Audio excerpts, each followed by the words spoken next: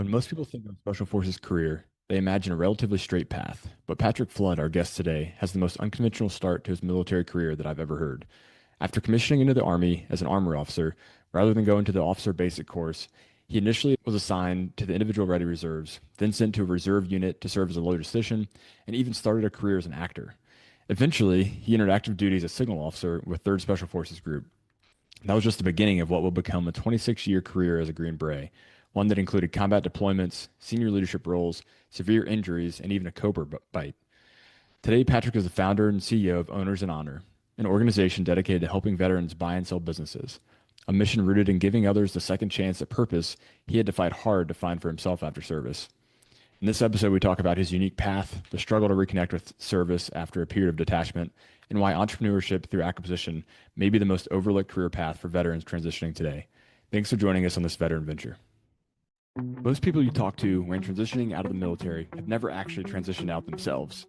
You're probably getting a bunch of opinions from people who plan on staying in until retirement and have no idea how to actually show empathy for your situation. This podcast is about providing fresh perspectives and a front row seat for conversations with successful veterans doing big things after leaving the military.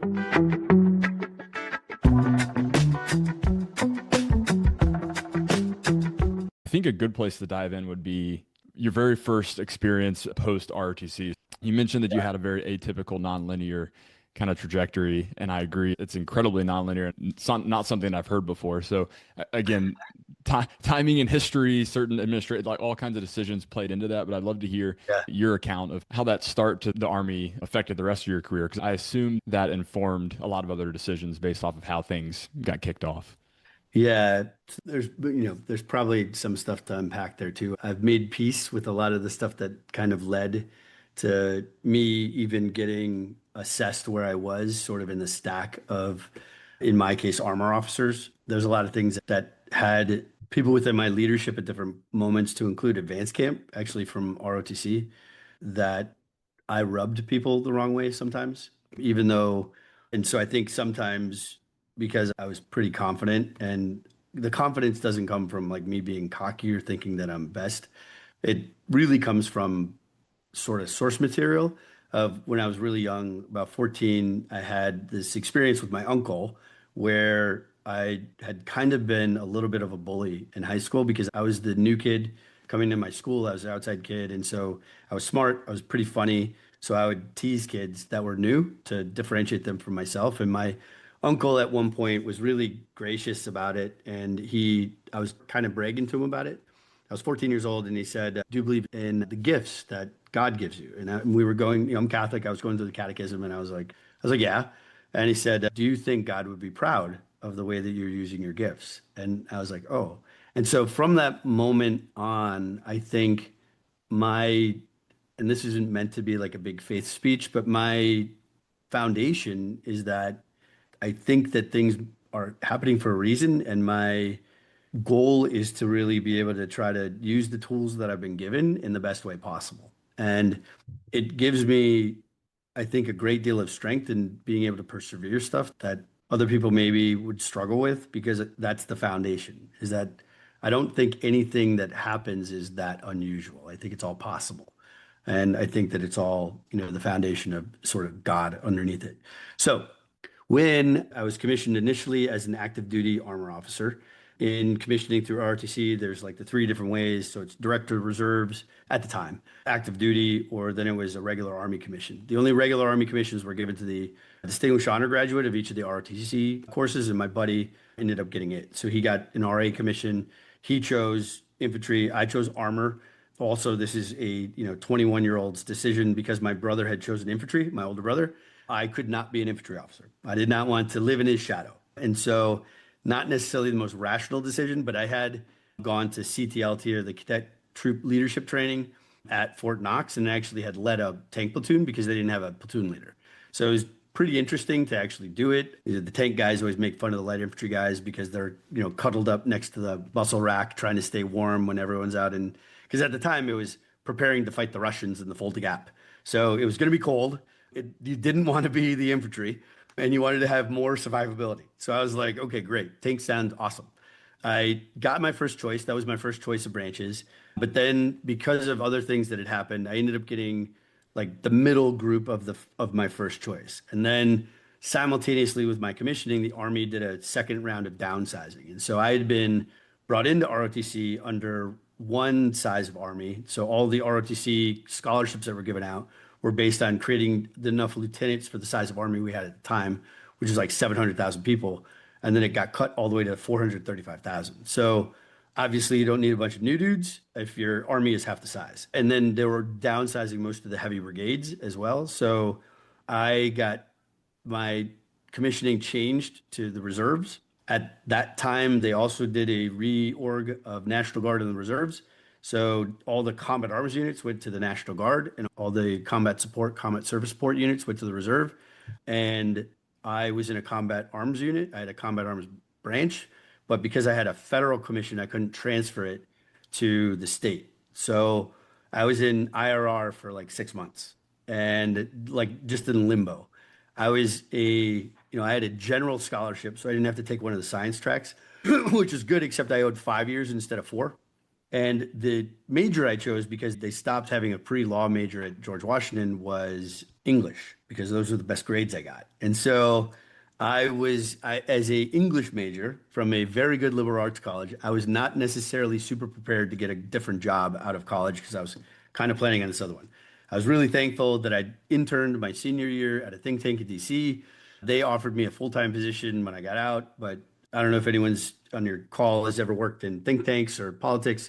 When you start out, you're barely making ends meet, you're barely enough to pay your rent. And so, I was living in DC. DC was still one of the most expensive cities in the country.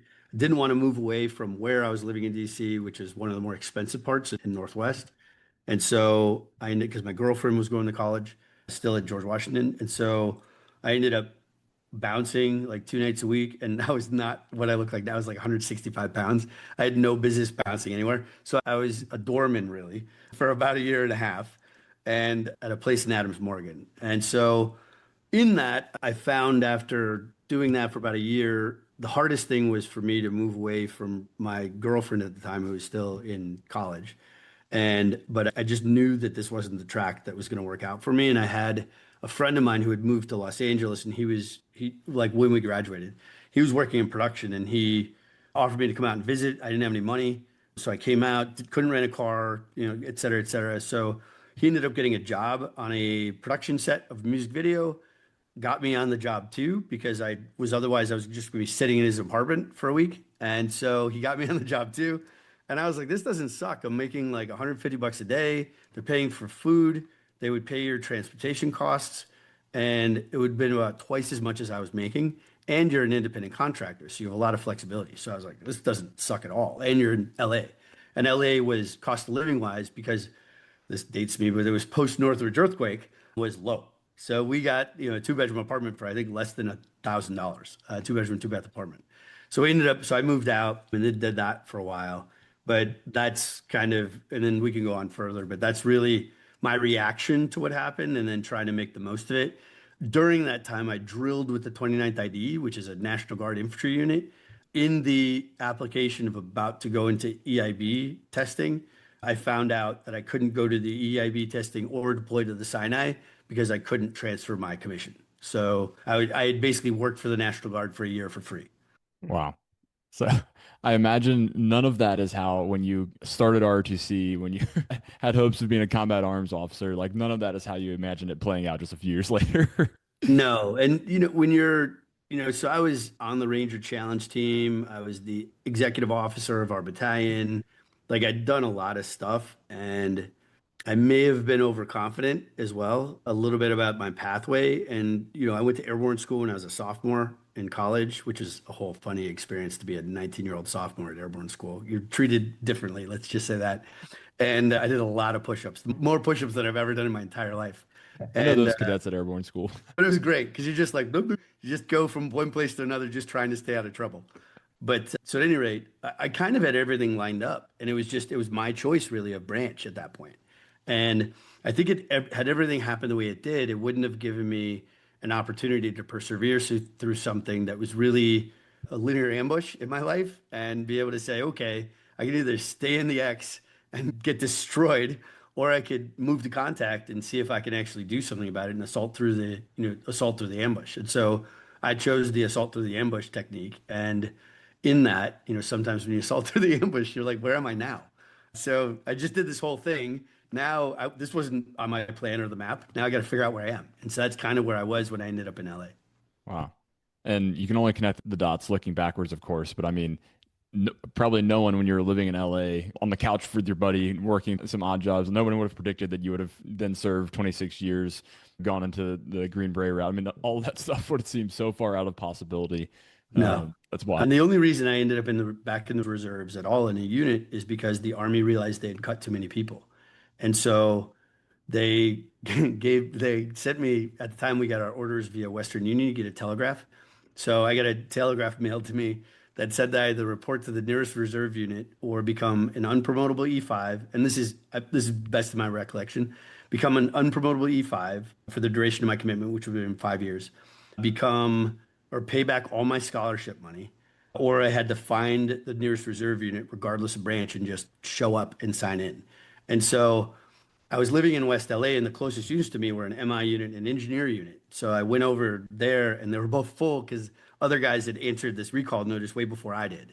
And so the closest unit I could find was in Bell, California, which is like south of Los Angeles, and it was a quartermaster unit, which was pretty far away from me being an active duty combat arms officer to be a reserve officer in a quartermaster branch. And I would submit again that it was one of those times that, the big guy put it in front of me. We had 40% attendance at our drills. It was awful. Like we didn't have a single lens-added compass that worked. We hadn't done our annual training tasks in probably 3 years. And I was just like, oh my God, like this is the worst experience ever. After being in the unit for, I think it was about 3.5 years, almost 4 years, we had gotten to the point that, it was because we only had one quartermaster officer in the whole company. And we went to NTC twice. The rest of us were all these recall dudes. We had a signal officer, an intel dude, an engineer. None of us were quartermaster people. And so I ended up kind of becoming a platoon leader, but also of a general support platoon. So my support platoon is huge. Like I had 120 people in my platoon. And then ended up, and we had food services and mechanics and warehouse people. So warehouse specialists. So what was interesting is that we ended up working with the LA Air Force Base, with Camp Pendleton, the Marines there, and to be able to figure out how to get our guys to work and give them meaning in what they were doing so that they would show up. Because quite frankly, the main reason was we couldn't get back their TA-50. So if you're in the National Guard, you could send the marshals or the state police or whatever to go pick it up. If you're in the reserves, we had to talk to Fort Irwin. They had to send MPs to someone's house and then serve a warrant to try to get the TA-50 back. So I was like, we're never getting into this equipment back. And so I was like, we got to get these guys to come to work. And me and one other officer, good dude, engineer guy, ended up building sort of the whole plan and trying to figure it out. So our, stock guys, the warehouse guys would work at the LA Air Force Base in sort of overtime during our drill weekends, catch them up. Because of that, they had DRMO stuff that they had the brand new Gore-Tex. We didn't even have Gore-Tex jackets yet. We had field jackets still. They were able to give us all their DMRO stuff because the Air Force gets the nice stuff first. Thankfully, we all had the same camouflage pattern at the time. So they ended up giving us their stuff, which is great for morale. Then in Camp Pendleton, used to have to close down their DFACs in the weekend. So we would go during a drill weekend, so 1 weekend a month, and then we would run their DFAC. And we would allow the Marines to eat for free because we had money for food, but we didn't have money for training. And then in turn, they would lend us lens-added compasses, lend us trainers, let us do swim training, BRM, land navigation, and then we would do cookouts in the Kwanzaa huts in the training area. Like it was making things work. And I was like, this is the dumbest thing I've ever seen because this is not exactly how I imagined the military to be. In the meantime, my brother's a light infantry officer in Panama. And so I was like, we're not in the same army. But what was interesting about it, I think, later on is that one, I became the Camp Commandant Advance as an SF guy. So you have a bunch of quartermaster dudes, riggers, logisticians, cooks, whatever, working for you. And I would submit that a lot of the long tabbers don't treat those guys super well, but that's where I come from. And so I was like, hey, I know that you got to keep the toilets clean and you got to keep the food cooked, but at the end of the day, what you're doing is important. And so I think it gave me that experience of being able to give them meaning as well later on. And not to say that I bent myself to like lower to their level. It's just I think that there's some guys that because of their career path have never experienced being that close to support guys before. And I had the opportunity to do it. So that, and as you know, combat is more like what I experienced at Camp Pendleton than it is, going to NTC. It's trying to make things work with the tools you have in hand, working with units that you're normally not organically assigned to or working with to be able to try to figure out, can I get a long whip antenna? Can I get batteries for this? Can someone fix my Humvee? Like it's all of us all in. And I think I got over a lot of those, preconceived sort of parochial, like Army different than Navy, different than Marines. I hate you guys, whatever nonsense that I think we were very prone to, I think, prior to 9/11. That's how I envision people who are not active duty. It's one or the other. They are like elite problem solvers, or they're just kind of, or they're the type of unit where you show up to it and you're like, nobody's solving problems, you know? Yeah. But there are, like you said, there's limited resources, but they still have a mission to do. And the people who join those organizations who are like, no, we're going to do it. Those are, I mean, the individual growth there is so miraculous. And that's really where people separate themselves. I worked with the 29th IBCT here in Hawaii, right? The Yeah. headquarters was here. And that's literally what I saw. I was like, some of these people were incredibly good problem solvers, but it was like they also carried the large majority of the weight of the unit because some of the people just weren't there to help. So it's definitely something that's hard to deal with, but it probably Yeah. shaped you, as you said. And for us, like it also helped me, I think, later on when I was a recruiting battalion commander, is that we work a lot with the National Guard and the reserves. Is that the reason we were trying to solve the problems we were trying to solve is quite frankly not because we were thinking about fighting the Russians, because I think we were still planning on fighting the Russians. It's that I hated seeing these E3s and E4s come out of AIT, get assigned to us. A lot of them were in college, and then find no meaning in what they showed up to do. And I was like, this, like, it's just such a waste of talent to have these folks do this. And the biggest challenge was more of the senior, sort of mid-grade to senior leadership who didn't want to change anything because they weren't getting in trouble for doing nothing. And that was probably the bigger hill to climb. But what we did is we just engaged the junior dudes and gave them meaning and purpose and then promoted the crap out of them as fast as we could. And so it was great. We had a lot of latitude that way. You should see my OERs though. They're like handwritten. It's crazy. It is absolutely crazy, especially like because it's in my packet, right? It's in my personnel packet, and you're just seeing the original OERs I got, and I was like, "What in God's green earth?" They weren't even typed. Yeah, like wow. The- In the Army, it often can seem like you're going through a process and you're being treated as if you're the only one to ever have this situation, which you Yeah, have to think that you're not. But in yeah. this case, I think you truly might be the only one to have this sort of It was background. different. It gave me a lot of empathy to a lot of different people that have served in the military, to include the National Guard, the reserves, support folks, folks that are balancing, real life jobs and then families and trying to figure that out, getting told they have to go to NTC, like all of this stuff, because in the reserves, like that's a big chunkier time. And then trying to figure out NTC. So NTC is what, 30 days long, right? Something like that. And it's 2 weeks of deployment for a reserve unit. So we had to cobble together three different quartermaster companies to try to get enough people to be able to last an entire deployment, or training cycle in NTC. And because of that, you're making honest to God real leadership decisions where you're like, look, I'm not playing your silly laser tag with guards around my class 4 yard or whatever. I need dudes as ground guides or someone's going to get run over by a car or at forklift. And so like having those actual conversations with OCs and being like, dude, like it's more important that no one dies in this than to play your laser tag game. I get it. We all lose. We're back over here. You're killing my guards because like whatever. Like that is not what's important. What's important is feeding dudes, making sure they have fuel, and making sure we're running the warehouse on time because we're trying to keep guys alive. Like the other stuff, like figure it out. Give us an MP unit. Right. That was something that was one of the first things that the company commander that I worked with, because we were the active duty counterparts for the National, and what they said was, you got to realize some of these guys are working like 12-hour shift, back-breaking work during the week, and then they come here and you expect them to do like a squad live fire, and it's not the same as active duty where you do like a train up and you're pretty fresh, going into something like that. Like these Mhm. guys, sometimes their weekend is the only reprieve from back-breaking Yeah. physical labor, and then they're expected to come to drill and do something that's actually like elite, Yeah. an elite physical feat. So it's something that's slept on, I think, for sure. Yeah. It was interesting though, because it was like the other thing that I think was interesting because of the way I came in is that I probably said a lot of stuff as a lieutenant that a smart lieutenant who expected to spend 26 years in the military would not have said. Because I was like, this sucks. I'm going to say what I want because I think it's the right thing. I'm going to keep doing the right thing. And if you yell at me or get mad at me, like, what are you going to do? I have to show up to drill because you have no other officers. So, like, what's the option? You're going to put me in the brig? Like, seriously? Like, there is no punishment. I know because I've been on the other side of it for 3 years.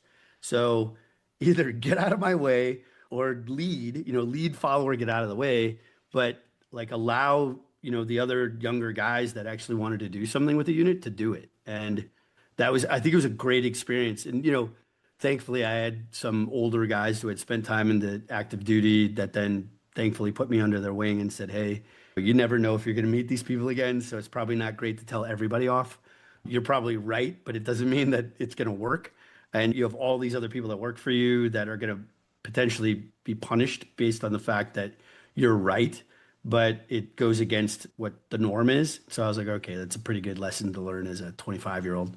You mentioned, so it sounds like as a commissioned armor officer, you spent more time on tanks in an armor formation as a cadet than you did ever throughout the rest of Yeah. your career. Yeah. I did one trip to NTC with the 1st of the 18th Cav, which is a National Guard unit, when I first got out to LA, because I was still hoping to be able to transfer my commission. And it was the worst gunnery experience I'd ever seen. So we didn't have any money for fuel. So you had to go to NTC where our tanks were kept, load them onto back of flatbeds, and then trailer them to the range, offload them, do the stationary alternate tables, sleep next to your vehicle, eat in MRE, and then that's the whole muta or the whole weekend. I was like, what is going on? Like we can't even drive the tanks. I was like, this is insane. Yep.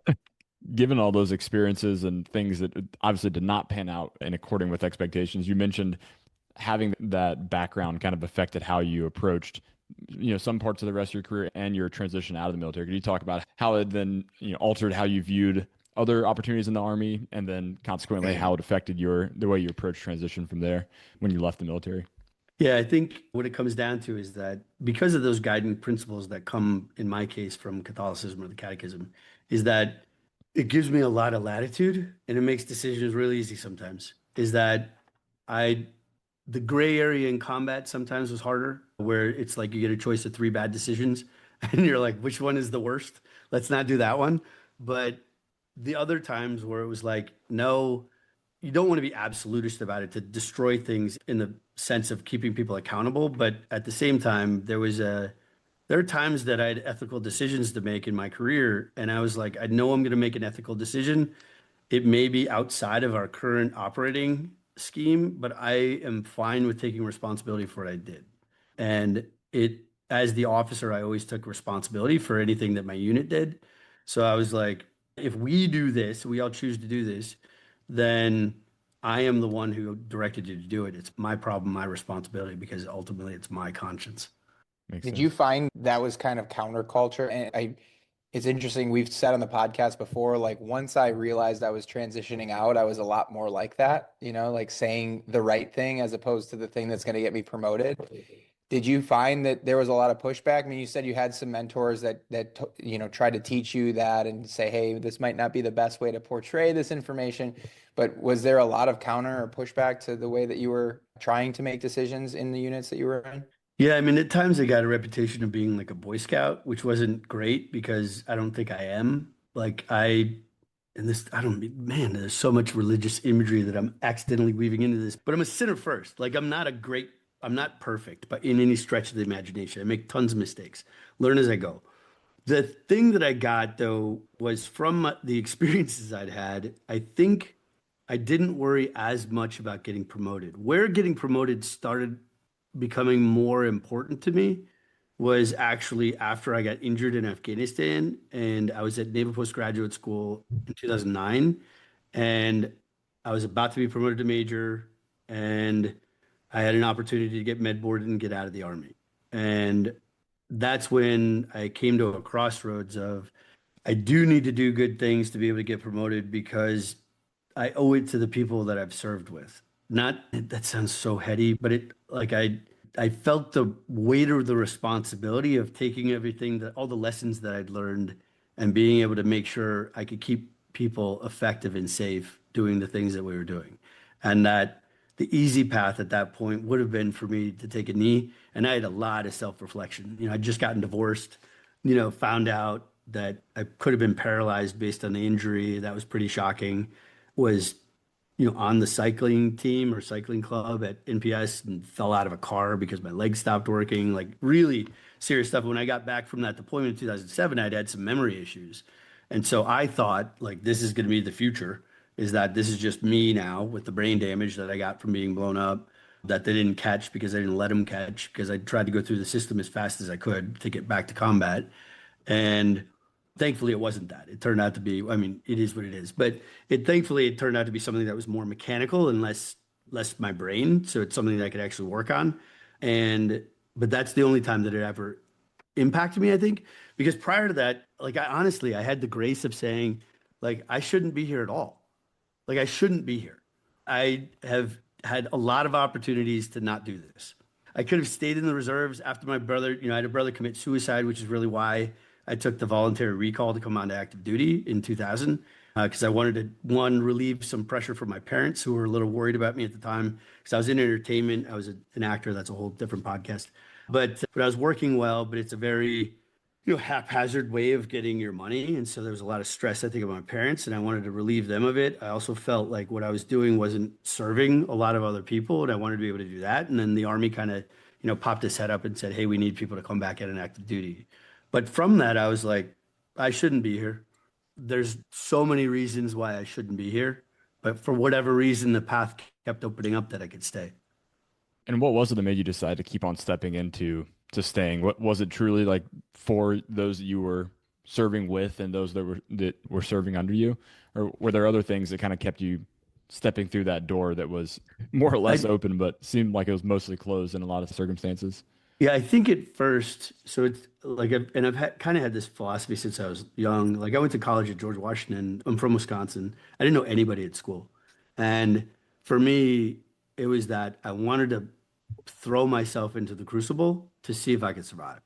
And the thing about being in a unit, the next time I could have had a chance to get out of the army, I was standing on Pope Airfield, palletizing equipment, about to go to Afghanistan. So it was like things I could not have expected this to happen at all.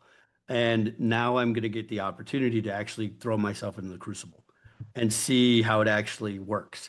Because I think no matter how hard you train in NTC, and all of us have been in combat, or a lot of folks have been in combat at this point, the number of surprises I've had in combat by people's character in both directions I couldn't probably count them. And it's the most extreme stressful situation that you could possibly put people in, and you really get down to the nugget of what makes them. And for me, I was like, now I get to experience this to see if I'm good enough, to see if I can do it. That's, I think, really what compelled me at first to stay in. And then the second part was because after that rotation, my brother and I had my brother who was at the Pentagon at the time in the Army G3 office. He and I went to a baseball game, and we got in a screaming argument at the baseball game because I was getting out of the Army. I was like, this is stupid. Like, I've been to combat now. This is dumb. It's a mess. People are getting killed for no reason. It's super unorganized. It's even worse than going to NTC. And so it was like all of this stuff. And it was just, I was really frustrated with the lack of control that I'd had as a signal officer, being able to do all that stuff. And thankfully, my brother was like resolute in the fact that, think about the fact that now, I think at that point, less than 1% of the military had been to combat. And that I was one of the lucky ones. And if you consider the signal community, there was even less of the signal community that had been to combat. And he's like, you now have the ability to take everything you learned and teach other people it so they don't make those same mistakes. If you pass on that opportunity, you're passing on those people. And so I was like, okay, now you made me feel guilty. I'm Catholic. I guess I'll stay in. So, but that's kind of how it worked out. And then I came back from DC and I got selected to go to the 112th Signal Battalion. And then they were putting together a comms package to go with General Harrell forward to Qatar to then start the preparation for the invasion of Iraq. And I don't think I would have been chosen for that if I didn't have combat experience. And then, of course, when you're building something out with combat experience and everyone around you doesn't, that was a really interesting experience, I think, as well. Because there are still a lot of people that are very idealized about how things are supposed to be. And then, I get a Blackhawk bag full of $250,000 and $100 bills. And they're like, go buy flat screen TVs with your buddy. And here's your GPS to figure out how to get there and get a Kuwaiti Airlines ticket. And by the way, you have to clear to the penny. And I was like, what? So, but it's like all of this stuff like happened, like the amount of responsibility that I got in such a short period of time was crazy. Where are you from in Wisconsin? Northeast Wisconsin. So we usually use the entire county because it's that small. Like I think there's 340 people that live in my town now, Okay. but the county is Door County, so it's northeast of Green Bay. Okay. Yeah, I'm from Madison. So we Okay, were so I'm from Ephraim, if you know okay. the area. We were Yeah, just up near Rhinelander. We went home this past like a couple weeks ago. yeah, And we went to a lake in Rhinelander, so it was pretty great. nice. We love it. Yeah, it's growing up because I grew up in such a small place. I couldn't wait to get out. And now that I'm older and I've seen a lot of places in the world, I it's such a precious place and it's so interesting. And I was given, again, it's that sort of grace thing, right?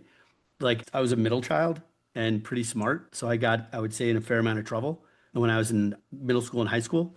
And because my dad ran the local clinic and trained all the paramedics and firemen and policemen in EMT stuff, I would say I did a lot of hours of community service cleaning fire trucks and police cars and ambulances versus having something go on my record.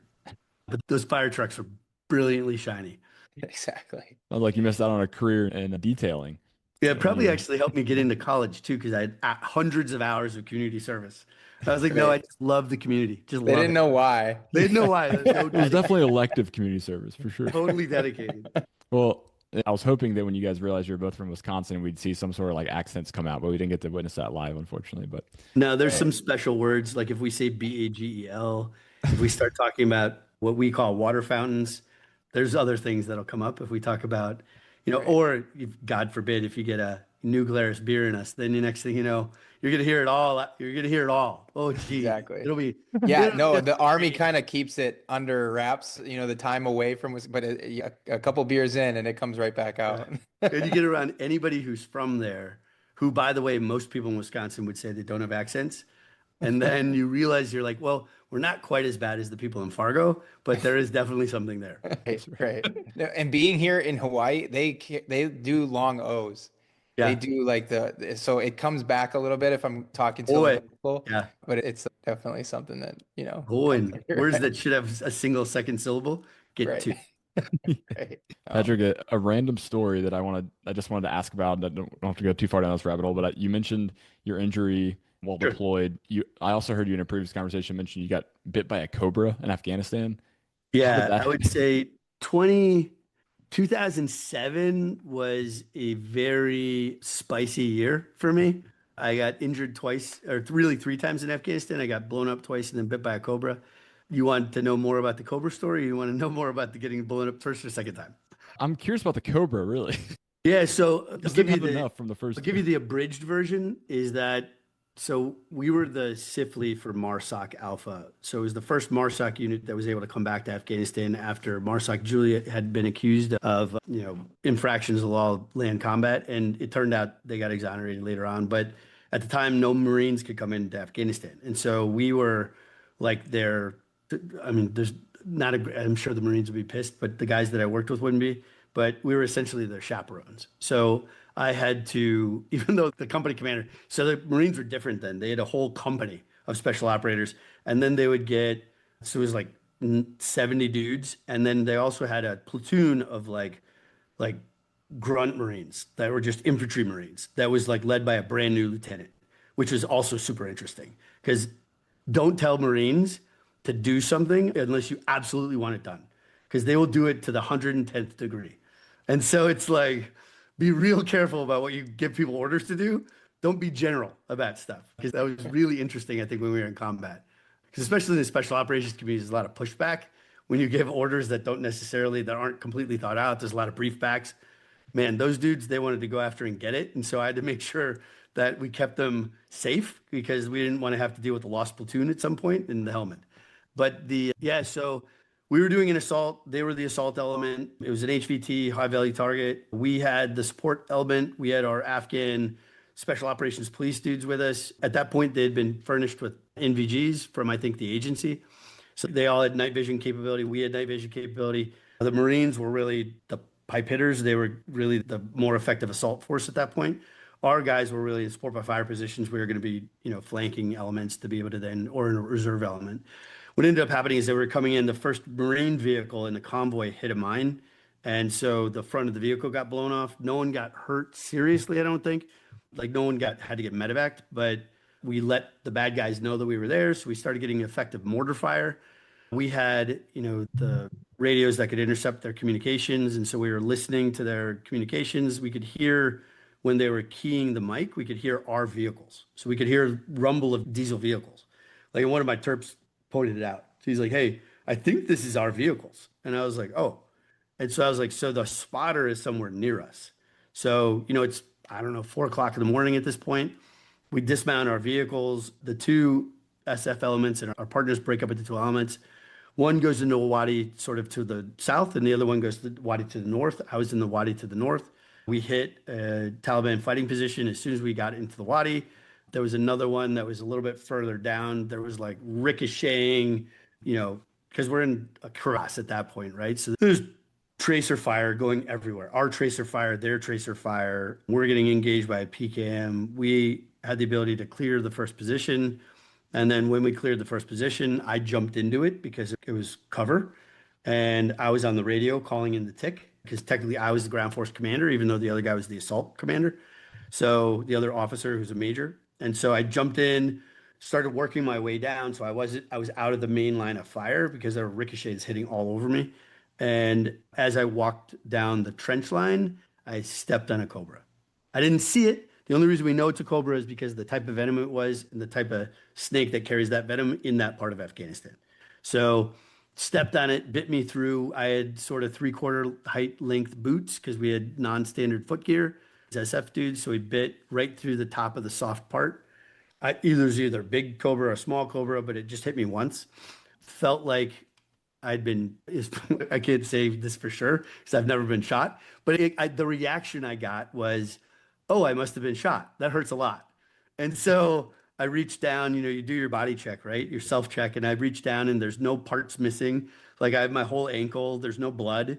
So I was like, because I'm looking at my nods to see if there's, the blood turns black under nods. So I'm looking at my fingers, I can't see anything. It's like, I don't know what the hell that was. So I keep walking and it still really hurts. And so I was like, well, maybe it could have been a rock chip from a ricochet. Could have been a scorpion, because we just medevaced a dude like the week before for a scorpion bite, because they have those like ginormicon scorpions there. And I was like, oh, and then it felt like it was moving on my leg. I was like, maybe this is anaphylactic shock. I've never had anaphylactic shock. Maybe this is anaphylactic shock. Maybe this is this. But I'm like, in the meantime, I'm still in the radio, still calling it everything. I was like, I don't know what's going on, but it seems to hurt, and I need to get out of the line of fire. And my terp was with me. And so eventually it got to the point that I was having a hard time maintaining my footing. And I was like, oh, this is a problem. I'm not going to be. And the guys were assaulting away from me. So they were going to leave me alone and unafraid at this fighting position. And I was like, okay, I'm only, 7,500 meters away from the vehicles at this point. I'm going to just make my way up out of the crevasse using cover. And then I'm going to call my medic to see what's going on so he could take a look at my ankle. So I make it up out of the crevasse. As I'm going there, you're going through all this stuff in your mind and you're like, okay, what do they teach us about the 140-pound Afghan Terps? Is that probably they're not going to be able to carry me to safety because I'm wearing, 100 pounds of equipment, plus I'm a 200-pound man. So I was like, okay, so what do I do? I turn on my strobe, break a couple IR chem lights, put it on my gear, keep walking, explain it to him. I'm like, hey, if I go down, don't waste time trying to pick me up. Just go get somebody. And he's like, okay, so do all the stuff that we learn in PMT. So all that stuff is great. Make it back to the vehicles though. As we get there, medic comes over, takes a look at my boot, takes my boot off, takes my sock off, and he's like, hey, sir, super good dude to Chuck. We'll go by Chuck for the story. But at any rate, fuck it, Chuck Maxwell. So super good dude. Like he saved my life. But at any rate, so he ends up examining it. He's like, hey, sir, you got bit by something. Because I told him I thought I got bit by a bug. And he's like, you got bit by something, but it's a snake. And I was like, okay. So now what? And he goes, well, and we were both like, mortar fire still falling, the radio's still kind of cracking off. The assault at that point is stalled. We're not assaulting anymore. Now we're just kind of reconsolidating and trying to get things done because we're getting fire from all over the place. And then the Marine commander is calling to me because he's the assault leader. Hey, what are we doing? And I'm dealing with all that. But in the meantime, Chuck's talking to me and he's like, hey, really, we have two options. It's either neurotoxin or hemotoxin. It depends on the kind of steak it is. And I was like, okay, so what do we do? He goes, well, we either put on a tourniquet or we don't. I was like, great. So which is which? And he goes, well, if it's a hemotoxin, which is like a rattlesnake, and you got bit and it's in your ankle, and we put a tourniquet on your leg, you're gonna probably lose everything below the tourniquet because we're gonna isolate the venom in the lower part of your leg, and it's gonna cause necrosis. So you may have an amputation because of it. And I was like, okay. I was like, what's the other no tourniquet option? He goes, it could be a neurotoxin, in which case then in about 20 minutes, your diaphragm is going to be affected and you're going to suffocate. And so I was like, okay, so lose my lower leg or potentially suffocate. And so I was like, all right, put on the tourniquet, see if you can save my knee joint. Puts on a tourniquet. I call in the medevac. They don't understand what's going on because I'm calling in 3-6 actual, our call sign, and I'm calling in snake bite. So snake bite also means a different thing. So as you know, so it usually means troops in contact, someone got in, they're like, wait a second. And I'm trying to clarify and I'm going through the 9 line explaining what's going on. And they're like, wait a second. So one, they couldn't figure out who's calling it in for who. I was like, this is 3-6 actual. I'm calling in my own medevac. And finally I just started, it was like almost in the clear. I just started talking to them. I was like, look, I got bit by a snake. I'm the team leader and I'm calling in a medevac and we have a tourniquet on it. This is what's going on. Crazy that the medevac gets relayed to the Bastion, which is run by the British down in Lower Helmand. They launch a CH-47 without any gunships, go straight to us, land in the middle of the firefight, dump me on the back of the helicopter with the whole surgical team, and then flew me to Bastion. And it was like, I was probably in the hospital in less than a half hour after getting bit. And then, they treat me, they do all the stuff. And that's a funny story, but probably not enough time for this podcast. But eventually they figure out that it's a neurotoxin. So they leave the tourniquet on. Eventually it dissipates enough that it doesn't affect my diaphragm. And then I couldn't walk for about a week. Eventually kind of was coached into like PT sessions to walk again so I could walk. I still couldn't feel my foot, but I could feel my leg. And then there was a different ODA that got shot up in sort of the middle part of the helmet. They came in, there weren't that many recovery beds. They took the recovery beds, and I was like, hey, I'm going to check myself out. And so when you do that thing where you check yourself out against medical advice, so I did that because I could, because I was the commander. So I ended up calling my guys and I was like, hey, come pick me up. Got back, and then literally I was like, well, I think we're supposed to be in a down period. So I'm going to have like a week or so to recover. Following day, boom, we're out the gate doing a combat reconnaissance patrol. I was like, well, I guess I'm gonna recover on the way. And then I just had to be really careful for about better part of 2 weeks because it was like my foot was asleep. So when I was walking, I couldn't feel the ground. I could feel the pressure in my hip and my knee, but I couldn't feel the ground with my foot. But yeah, so that's that story. Wow. I'm glad you still have your foot though. It's same. And you can't really see the bite marks anymore, but because when that happens, everything gets blown up. All of my capillaries are blown out around it. So you can see pretty much exactly where it was. If I don't have any tattoos, if I were to ever get a tattoo, it would be a snake bite tattoo. Well warranted, that's for sure. Yeah. But instead it gave me superpowers. Yeah. So that's nice. Yeah. Now your tongue all of a sudden changed shape or something. Yeah, exactly. Well, technically right now I could handle cobras. I'm not going to test it, but because I've had the venom in my body and survived, apparently I'm more resistant to it. I am definitely not going to test it. Yeah. Only one way to find out. Yeah. Well, Patrick, kind of not to fast forward through your rest of Sure. your amazing service, but to get to your kind of transition point out to the civilian world, could you Yeah. talk through organizations you worked with, how you went about that process, how you thought about it, and kind of, that's a enormous step for anyone, regardless of how long they serve, especially if you've served for, multiple decades like you did. Can you talk about how you approached that process and the resources that were helpful for you?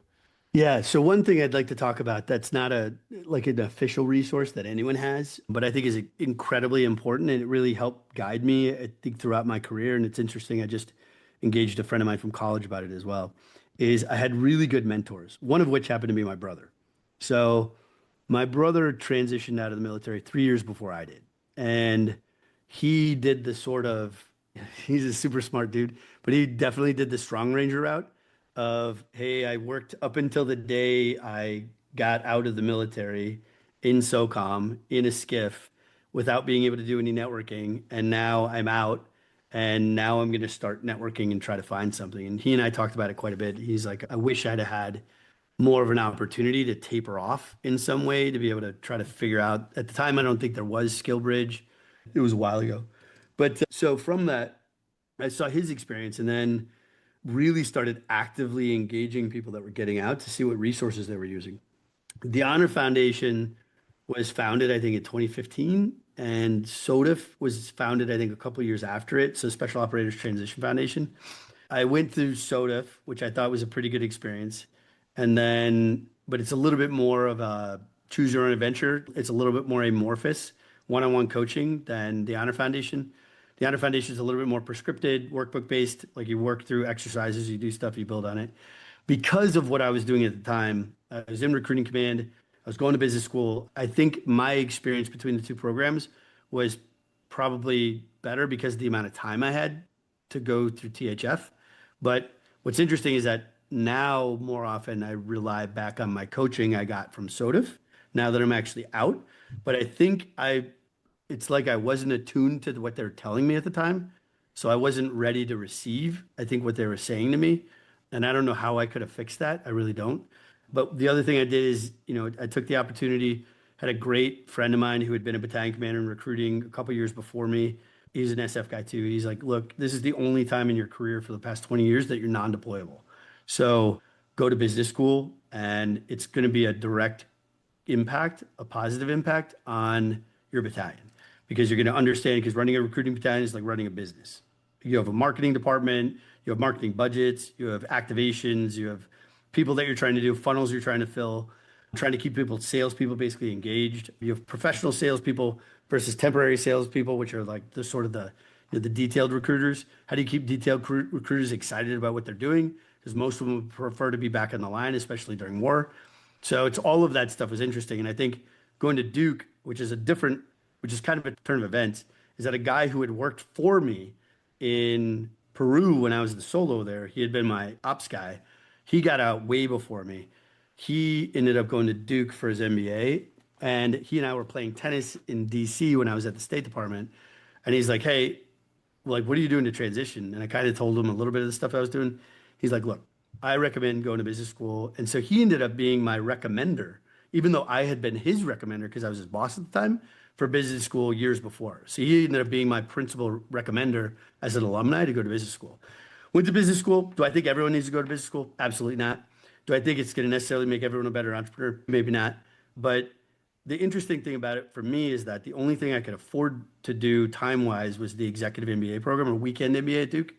And you get the same degree, so it's harder technically than maybe the full-time course. Everyone has to have 10 years of work experience, a 40-hour week job, and you're getting people that all of the BS that sometimes happens is gone because you don't have time to afford it. And that has been a fantastic network ever since.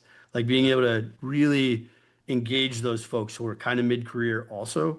A lot of them are younger than me because I was older at the time. So I'm 10 years older than a lot of them.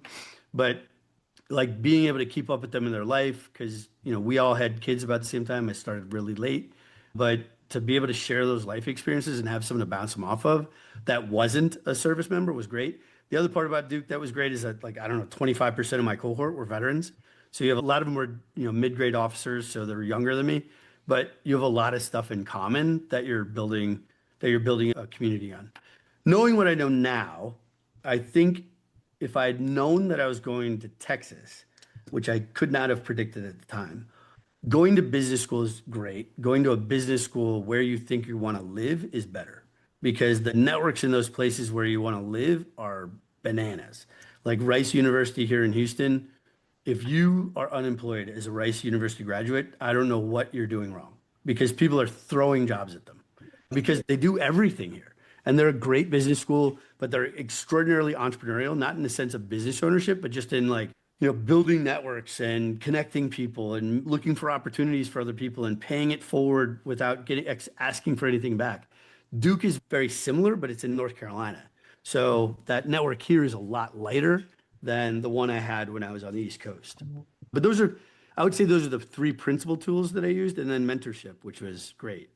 Do you think that are there any super prestigious business schools that kind of transcend that regional presence? Like, for example, Stanford, Harvard, Wharton, like those. Do you think that those are still very regional, or do those kind of transcend It that depends on locality? it depends on what you want to do. And I don't want to throw around statistics and then be wrong and be accused of lying on a podcast.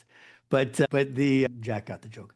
The so I, from my understanding, so like a prestigious business school, top 10, right? So Harvard, Stanford, Wharton, they have a large number of the business school cohorts that are foreign national students. So they have a lot of people that go to the program that are not from the United States. So if you're building a network and you're planning on working in international business, it's freaking fantastic because those guys work everywhere. They work like in our cohort, we had a global MBA that was focused more on that, but they had people from Spain, Russia, China, like you name it. I didn't want to do it because even though it was kind of the same curricula, it was really same curricula. It was that we had to do these like immersion trips, and one of the immersion trips was to China, and I still had a TSSCI, and I was like, ugh.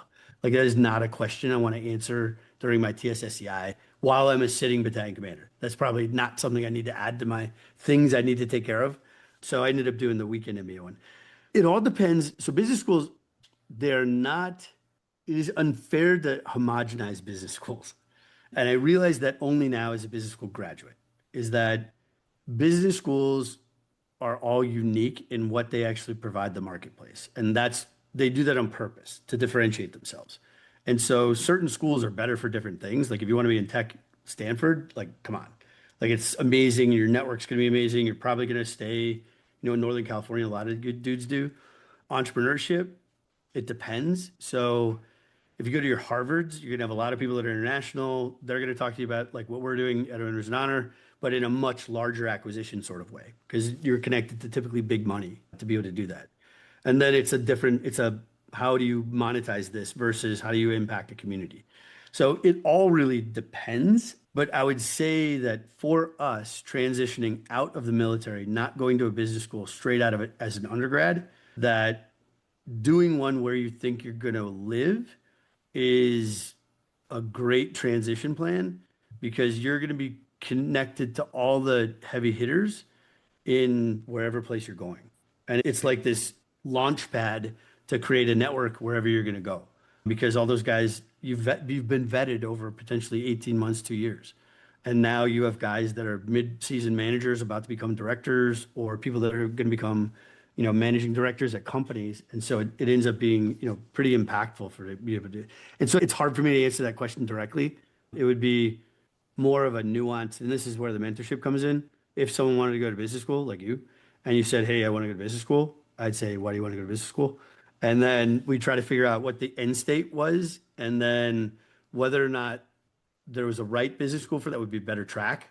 Or if it's, do I just want to get smart on some of the stuff? Then kind of doesn't matter. Then it's like, yeah, then it helps to go to a business school that has a lot of prestige in the name because it's going to open doors places that your alumni network is going to be nuts versus other schools. And so it all depends how transient do you want to become? Do you want to move from city to the best paying jobs?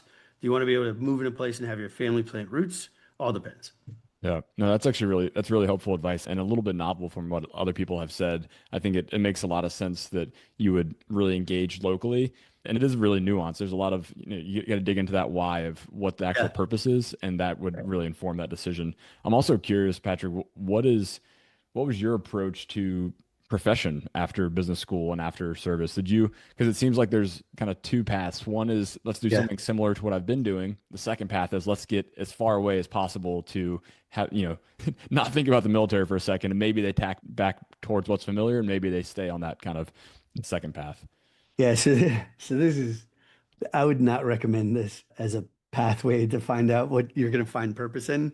But what I did is I just graduated business school, left recruiting battalion, was transitioning out. And really for me is that I wanted to be able to stay in LA because that's where I was living.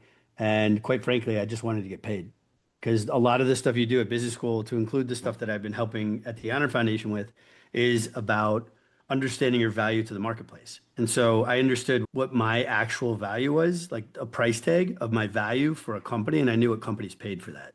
So because I knew how to research it, and I was like, pay me, MF. That was like my goal was pay me, and I want to stay in LA. That's it. Like if they paid me $1 million a year to move trash, I'd have moved trash. Like it did not matter to me. So then I talked myself into, well, I'm only going to be leading a team of a couple people. People in the position I'm taking have rotated out every year for the last like 4 years, and no one stays very long. Like all red flags that you could typically see in an organization. But one, I'm a Green Beret. I sometimes have been known to be a little bit overconfident, and I was like, oh, I'll fix it. I will lead my way through it. So there is limits to being able to do that. When you're hired and you're hired under the auspices of, we want you to essentially act as an internal consultant to be able to look at our systems and processes to make it more efficient and help us increase revenue, which is really the job I took. The thing that you need is like if you were working at a command, you need a letter from the chief of staff. In this case, it would have been a letter from the managing director saying that I was authorized to do it. So that when I was going to verticals that were parallel to me, that didn't work for me, that weren't in my vertical, that weren't in my cost center, revenue center, I couldn't make them do anything because I didn't have any power. And so I was like, okay, so now I've been told to do this by the company. And it's difficult for me to be able to do this at the company because the people that are leading those verticals are very protective of that vertical. And mainly what I was trying to do is integrate them at the time to be able to make sure that they could be more effective using essentially joint combined arms strategy of saying, hey, why is learning management, recruiting, HR, facilities, why are they not talking to each other? Why, when we build out a purpose-built building with a classroom, is nobody talking from learning and development to the IT guys, to the infrastructure guys, to be able to figure out what we need to build for what purpose? They just built it based on a blueprint that really was chosen by the infrastructure people. And I was like, so then, we get one built, the one eye's in the wrong place. You don't have, drops for being able to put in computers. And I'm like, ah, and then you have to retrofit everything. And so it was like, it was the same, that all the way from, hey, we have this vertical that's supposed to be, bringing in $12 million of revenue a year and they're underperforming. How can you get them to market better, understand the marketing for it? So that was all really exciting. But what I found is that one, there was a little bias, in my opinion, in LA at the time and probably in corporate America, even sort of against veterans. There was like, I was asked straight away if I had PTSD, maybe the first week at work. And I was like, that's an interesting question. And at the time, I was going through sort of that soul searching because I'd watched some other podcasts. And I was like, well, it's not really a D. And that the nuance was definitely lost. And so they were like, so you're saying you have it? And I was like, well, technically all of us do. It's just a matter of how we deal with it within our relative experiences and whether it then traumatizes us to the point that it creates a disordered way of living. But ultimately, yeah, I have post-traumatic stress. Like I shouldn't like it's not normal for me to see people die, for me to kill people, for me to be that's not a normal thing. When I say normal, it's not something a lot of other people experience anymore. It's probably normal for humankind, but it's not normal in our current experience. And so it's difficult when you don't have a lot of people who have a shared experience to be able to share that experience with somebody and not sound like you're a warmonger or a crazy person. And then, then maybe a month later, it was how many people have you killed? Have you ever killed anyone? And I was like, that's usually a kid that's like nieces and nephews ask you that. That's not the question. And then you're like, oh, your Uncle Pat didn't do anything. I was just helping people. But it's like those questions that I was like, oh man. And then I started executing their playbook for like performance evaluations. And I just did it like we do in the military. Oh, this is what it says. This is what we're doing. And it probably hadn't been followed in years. And so it came off like I was quote unquote, and this was given to me at one point, the new sheriff in town. And I was like, bro, I'm your rule book. It's not like I didn't create this. Like I'm learning how to do this because I'm looking at your rule book. If you don't Yeah, want but to, we forgot we had that. yeah, just tell me what you want to do. I can change it. But ultimately, I'm trying to make my life easier because that's what we do in the military, right? Is that, okay, I got a manual. I know they sent me to this class. What am I doing? I'm bookmarking stuff in the manual so that later on I can come back because there's no way I'm going to remember all this.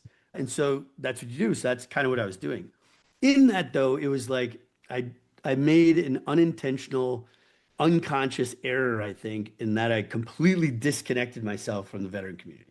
And so I put all my I Love Me stuff, which you can see behind me now. I have a little bit of it. And it's only come out of the box since I moved to Texas, which is really 2 years ago, is I just didn't want people to be biased against me because of the stuff. And so I just put it all in a box and I was like, that was my old life. You know, it's like you hear about World War II veterans that come over after massive traumatic stuff. They put everything in a footlocker, put it in their garage, and that's the last you hear it until they die. And then they're like, whoa, Grandpa had a Silver Star? I had no idea. And so it was kind of that sort of thing where, and just to be clear, I did not get a Silver Star.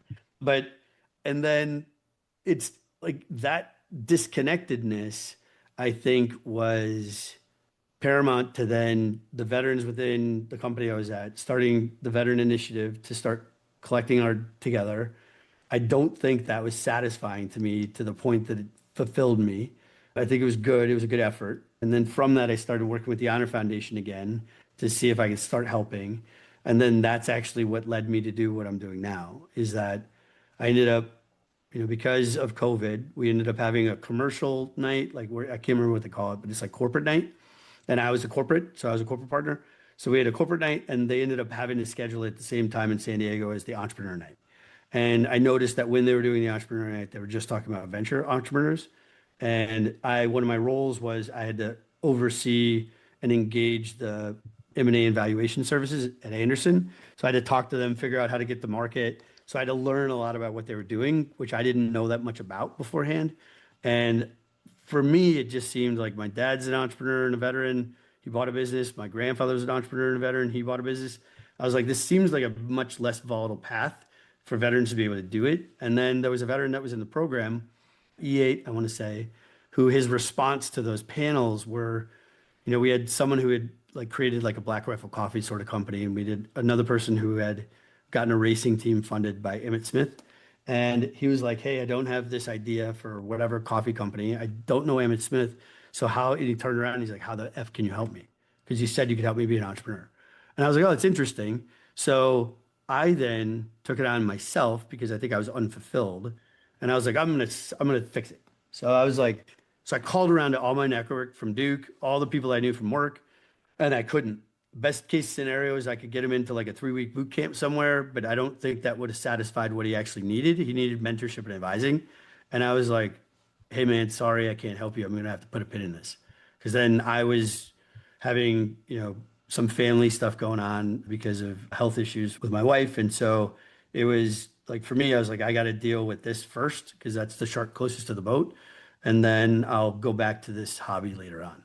And then I ended up, you know, moving to Houston because my ex moved to Houston with our son. And then everything kind of lined up again with those mentors. So I talked to mentors. I was like, hey, I think I should go buy a business myself. And they were like, yeah, it's probably the right thing to do. What do you really want to do though?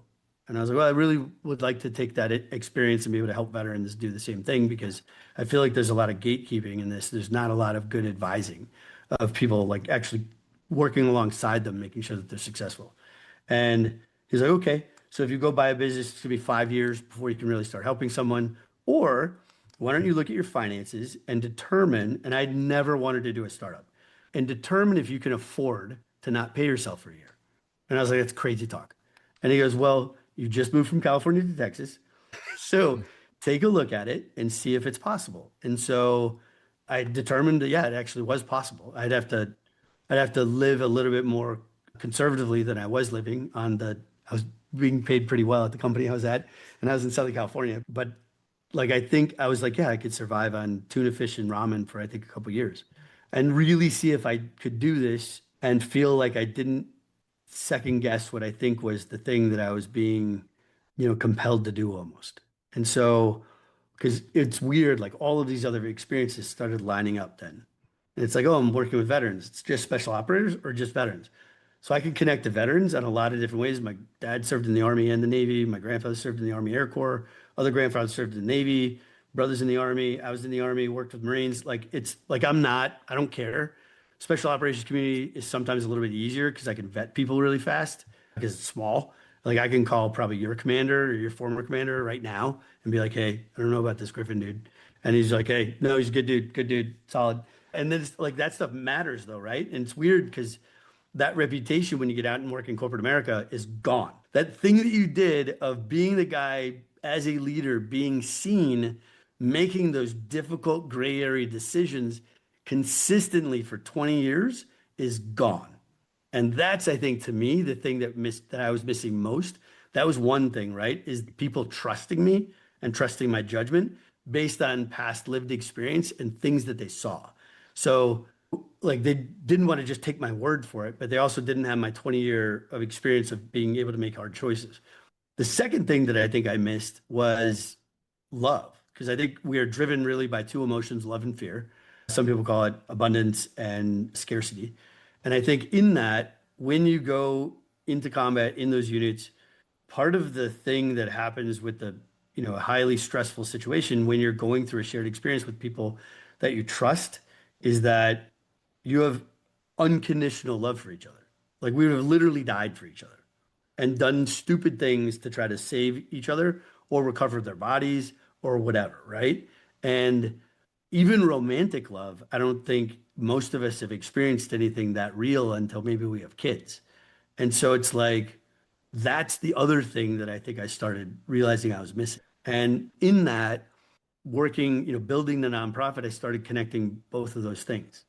Is that I had an ability to do something that I felt like I was called to do.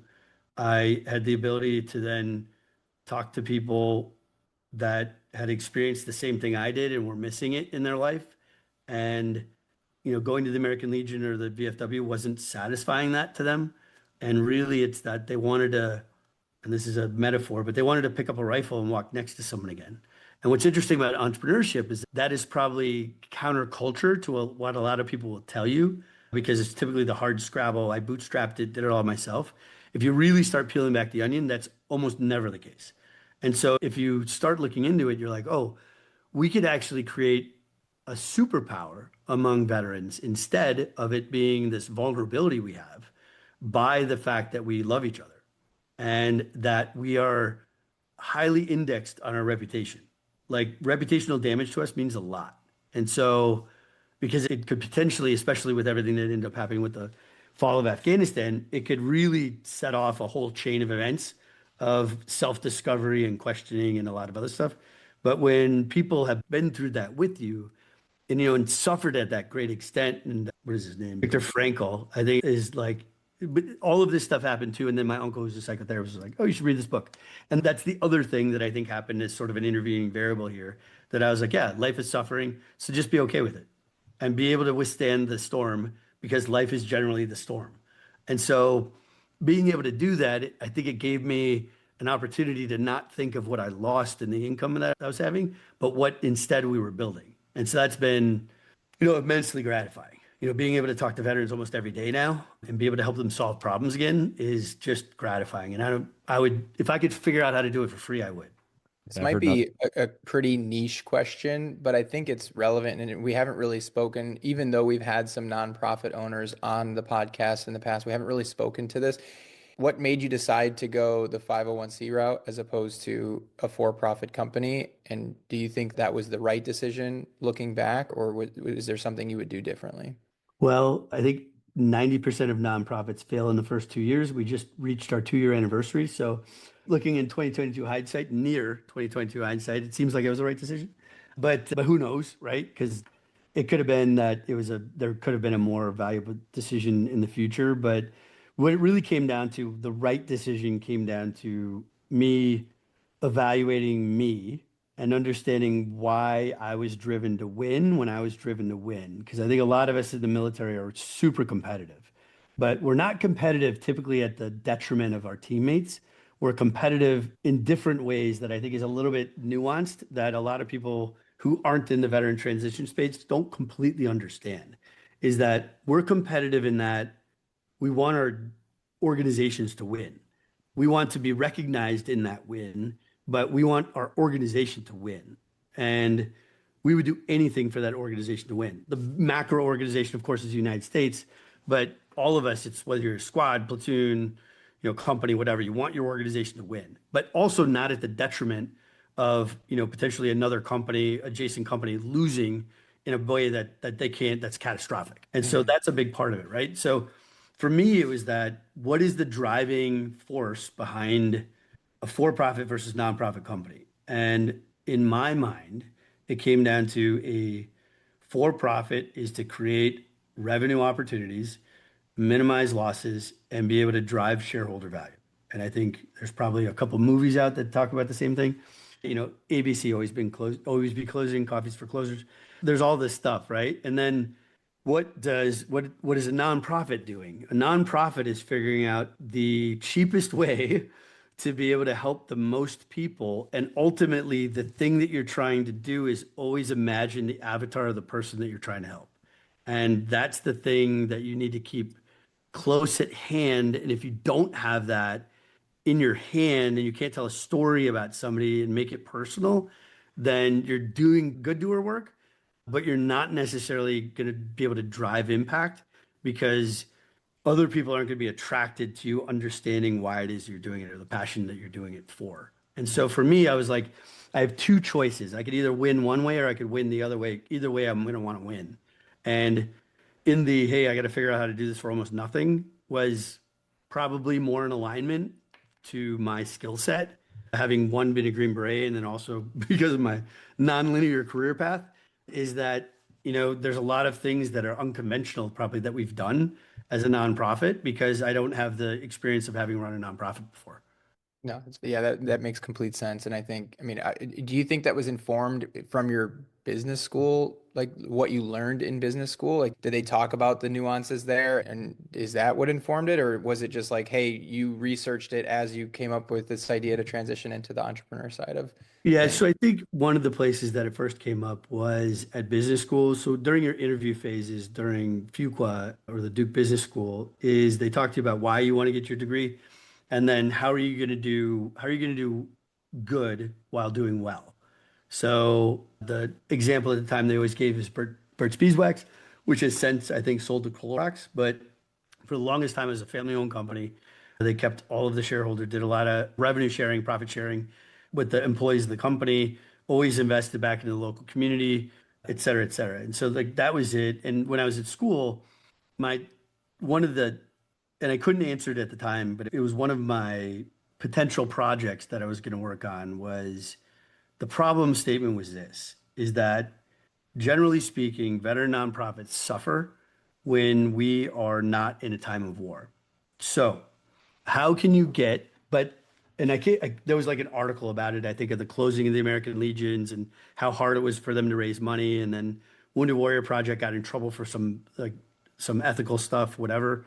And it was like, this is the time, I can't remember where the article was.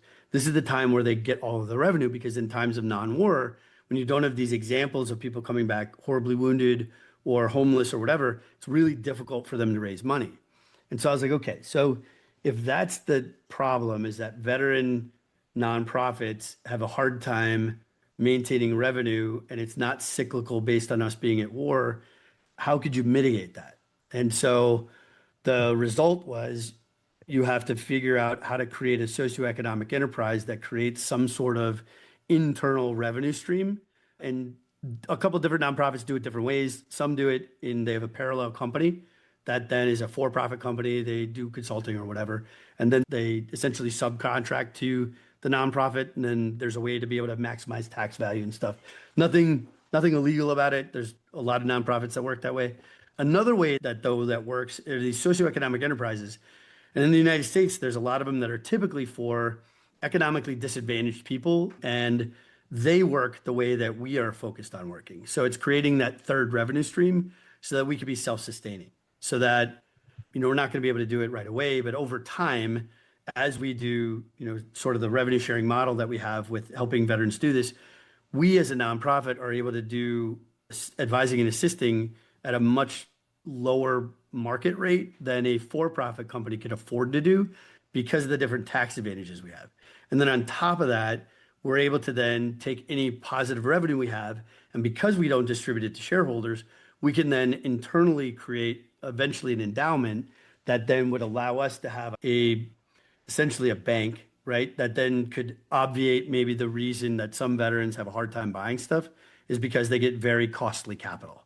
So they get capital from a bank at a very high interest rate, or they get capital from a friend or a family member at a really high, social capital rate or whatever. So how do you mitigate? And then from that, it was, that was kind of in the back of my mind, but then I went into a for-profit company and it kind of stayed where it was. But then with everything that happened at the Honor Foundation, and then with transitioning here and talking about what I wanted to do, is that entrepreneurship through acquisition was a great vehicle to be able to create that. And in a perfect world, and this is sort of Pollyannish, utopian, is that if we could create a nonprofit organization within the veteran environment for nonprofits that creates a positive revenue stream because of our sharing equity with the owners of the companies, then could we not, or should we not, then be able to grant these organizations that are having difficult times during times that are, non-war times where they have to go through these cyclical downturns? And so that's been one of our dual value propositions for working with some of these transition organizations already. And then the value that they bring to us is that they're vetting a lot of people before they get to us, so we don't have to do a lot of heavy lifting. That's awesome. I've heard nothing but incredibly positive things about the work you guys do at Owners and Honor. So incredible work, but also a great reputation with others. And congrats on the 2-year anniversary as well. So Patrick, as we 10%. Yeah, that's right, man. Keep it rolling. As we wrap up here, there's a two-part question we ask every guest, and I wish we could had the time to dive into more of what Owners and Honor is doing, but maybe we can do that on a separate conversation. I would personally love that. But the first part of that two-part question is one ask, and the second part being one give. So to start off with the ask, what's one way? Maybe you could tie this into Owners and Honor or anything else, but what's one way somebody listening to this could help you or what you're working on? Yeah, so I think the main thing we're trying to identify now with Owners and Honor is that there's a tremendous number of veteran-owned businesses in the country, and especially the ones that are tied to a lot of veteran-specific contracts or certificates. Some of them are going to have a hard time selling because they're going to then have to have all those contracts that are tied to those certificates potentially devalued in the process of it. What we are in the process of doing is connecting to those larger organizations to be able to engage those veterans who are exiting their companies, to be able to help them understand that there's a pathway for the legacy to come on with another veteran transitioning with them. And that our goal is for them to maintain market value of their company so that then they can continue to be able to feed their family and not have it be sold to someone at a lower than market rate. A way to do that is contacting us through ownersandhonor.org, going to our website. If you're someone who wants to sell a business or you're connected with someone who's interested in selling businesses this way, we have a tab on it that says sell a business. You fill out the information form, and then we'll contact you right away. That's probably the most important thing right now. Absolutely. And then second part being the one give. What's one piece of advice or resource, or what would you offer to someone who's either going through their transition or considering entrepreneurship through acquisition, really any of the above, any resource, advice, words of wisdom you'd offer? I have more than probably one, but so a lot of it is value your journey. So we talked a little bit about when people are looking for businesses, is that there's some people that have been told that they have to commit 60 hours a week to be able to do this, and therefore it's their full-time job. Our goal is to help people. And if you get out and you do something that's unrelated to you buying a business, then it's a complete waste of time. So for us, it's that, like my experience, I'll use as an example. So I went to Anderson. Was it one? It's a great institution, great company. I learned a ton of great stuff. Was it the best fit for me? Maybe not. But is it a great company? Is it a good company? Should veterans work for that company? Absolutely. And I think it gets better and better every day, ever since they, relaunched Anderson Consulting, et cetera. In that, though, is that continue to do the right things and do things, because now I have friends, I think forever from that organization that I can tap into. And part of the ability to look at the tax advantages for what it is that we're doing in a nonprofit has come from those people that I would have never guessed would have been value to me in any other, commoditizable way other than they were nice people, they were good people, et cetera. So value the journey and give people the respect of being present when you're engaged with them and understand that everyone has something to give and don't be a people collector, but at the same time, be open to people coming into your life that maybe are a variable you wouldn't have expected. The second part of that, though, I would say is when you're like, especially if you're transitioning out, there's people that are going to go to certain transition organizations and or people for advice, and they're only going to be able to give someone the advice of what they experienced themselves. And so, and that's there's nothing wrong with that. They just have a limited scope of experience. Try to open your scope as much as you can.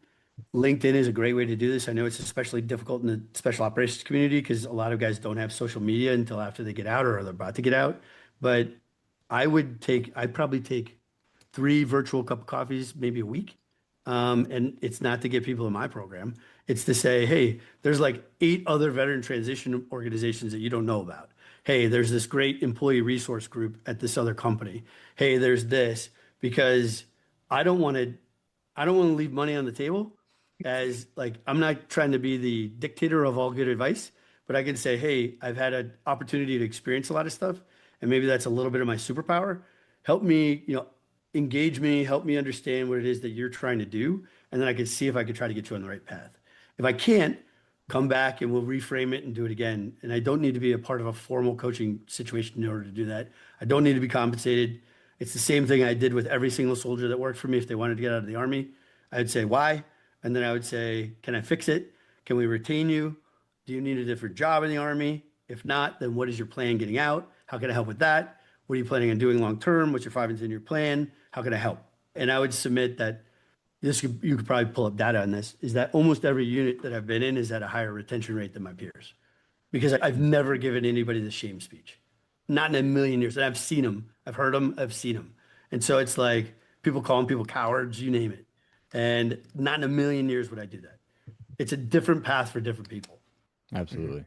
Well, for one, Patrick, thank you for what you do to this day for veterans, for folks looking to buy or sell businesses. I think you're absolutely spot on that veterans are uniquely qualified to excel, not only through ETA, but just in the civilian sector business at large. And so thanks for the way that you freely offer your time, for the way you give back to the community in countless ways. And I've really enjoyed this conversation. I wish we had another couple hours to dive into more things, but this has been great. Thank you for taking the time to speak with us and share a little bit more about your journey. And I think conversely, I want to thank both you and quite frankly, and this, I'm probably going to get all emotional, but all of the folks that have come to me since I started doing this, because there was a desert out there for a while of not really connecting to anyone. And thank you to all the people who have come to me, trusting me with giving them advice. Like that, similar to the conversation we would have a lot of times with, families about, as a new recruit comes into your unit, you are being trusted with the most precious resource of a family. Sorry. And to think that I could still serve those guys, like it means the world to me, honestly. Sorry, I'm like Dick Vandell or whatever from the Rams. But it's like, it's honestly, it's overwhelming how fulfilling it is to be able to help people with these connections. Well, you're truly helping them chart a new path for their life and potentially for generations to come. So the impact is exponential and probably something you'll never fully see, which is incredible. Yeah. Yeah. Thank you so much for joining us. And I feel like I might be reaching out here too, because we just bought a brokerage about 6 months ago, a real estate brokerage. But we're trying to grow our property management business. So, For sure, reach out. Yeah, we could absolutely. I wish I had you 6 months ago to talk about it. Maybe it's never too late. It's never too late because we help people even late stage after they've already acquired. We have a couple companies right now that we're helping, one of which that's been around doing stuff for 10 years. But because we have advisors and a big allied service provider platform, we can get people to be able to help them. It may not be free, but it'll be at least discounted to them, which would be unique to having been referred from our program. Thanks for listening to this episode of the Veteran Ventures Podcast. If you heard something interesting or found the show to be helpful, send it to a friend who is transitioning out of the military or considering a transition. We'd also really appreciate if you left a rating and review of the show. That helps us reach more people with these amazing stories of successful veterans. We'll catch you next time on the Veteran Ventures Podcast. And until then, go do the thing. Make that decision, have that conversation, and go find your next mission.